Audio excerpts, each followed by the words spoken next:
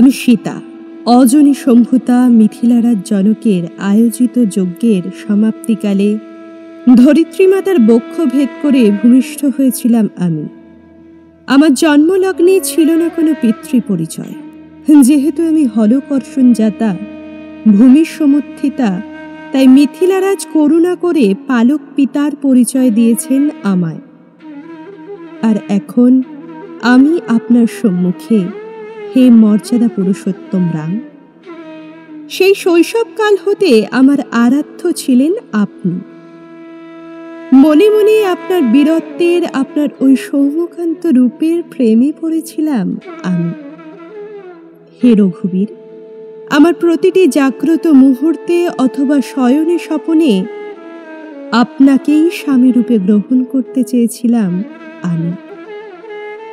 আমার সে বাসনা পূরণ হলো সেদিন, যেদিন মিথিলার স্বয়ম্বর সভায় মুহূর্তের মধ্যে হরধনু ভঙ্গ করে অসীম বীরত্ব প্রদর্শন করলেন আপনি।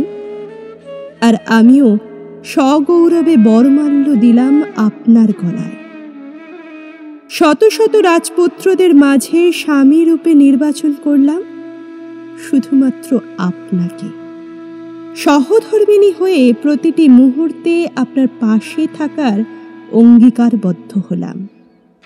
নতুন করে আমার পরিচয় হলো অযোধ্যার কুলবধূ, কিন্তু সে সুখ আমার সইল না বেশি দিন। কুচক্রী মন্থরার ছলনায় রাজমাতা কৈকেয়ীর ষড়যন্ত্রের শিকার হলাম আমরা। মাতার অভিপ্সা এবং পিতার প্রতিজ্ঞাকে মান্যতা দিয়ে আপনি নিলেন 14 বছরের বনবাসের সিদ্ধান্ত। সেদিন অন্যায় জেনেও আপনার সিদ্ধান্তকে প্রথম সমর্থন জানিয়েছিলাম আমি, কারণ আপনি আমার স্বামী, আমার আরাধ্য দেবতা। আজ লঙ্কা থেকে ফিরে এসে আপনার সম্মুখে দাঁড়িয়ে আমি, কিন্তু এই কি শোনালেন আপনি স্বামী? অগ্নি পরীক্ষার উপর নির্ভর করবে আমার গর্ভজাত সন্তানের ভবিষ্যৎ। মারীচের ছলনায় দুষ্ট রাবণ বলপূর্বক অপহরণ করবে আমার, এই যে আমার অজানা ছিল স্বামী। সোনার হরিণ ধরতে চেয়ে ভুল করেছিলাম আমি, কিন্তু কোন ছলনার বশে আমার সে ভুল, সে কথা তো আপনার অজানা ছিল না প্রভু।